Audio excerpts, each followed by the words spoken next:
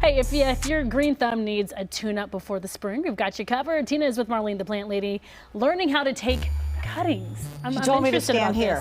She's taking this retirement very serious. Like she's not even here. That's right. Okay, so spring cuttings, that means new growth cuttings. This is a great time because I think I mentioned before, the hormone mainly responsible for root formation, auxin, forms in new active growing parts of a plant. Okay. So you could get away with without using even a rooting hormone if you do tip cuttings of actively growing plants for the most part, right? And so what that means is, so this is a hibiscus that's green year round, but it's a good example of you want the tips to be bendable but not so flimsy that you snap them off. Okay. Because as the further you go along any like woody plant, the more wood, the less auxin, the less hormone. So you want to get the tips. And the rule is always at least one node below the soil media or the planting media, right? A node is where growth occurs. Okay. And at least one above.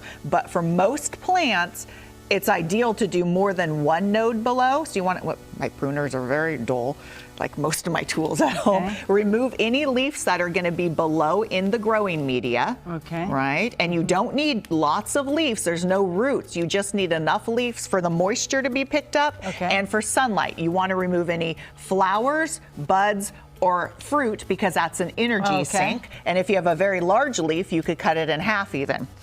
And what I prefer to use for leafy plants, the growing media is perlite. You could buy it at any nursery, wet it first, fill it all the way to the pot, and you could put tons and multiple cuttings in one pot. Okay. If you're using rooting hormone, you could buy it at a nursery, just dab that fresh cut, tiny bit goes a long way. Use gloves.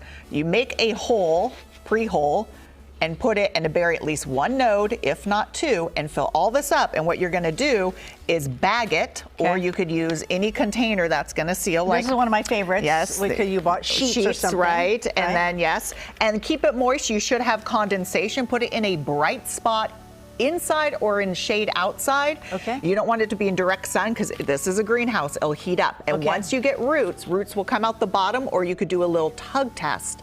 And if there's roots, what's the temperature in the house should be? Whatever you're keeping your temperature. I mean, so assuming it's not freezing cold. So you could do that with roses once they start growing out. You could do it with citrus. You could do it with anything. And then one lady sent in that was citrus. Yes, that was citrus. Most citrus is grafted these days on semi-dwarf stalk, but it will grow fine on its own roots. Okay. If you're doing a succulent, use pumice. And don't water it in. Okay. Right? So, and then keep it moist and don't bag it. That's the opposite. But it's super easy to do most leafy plants. I'm not saying all of them, right? The harder the plant, definitely the rooting hormone you're going to want to use. Oh, great. But that is it. Thank you so much. Yeah. And I'm the little girl who I met at Nugget, I'm up to 29 and a half, holding at 29 and a half cats. There you go. They ask her about her cats every time she's out in public.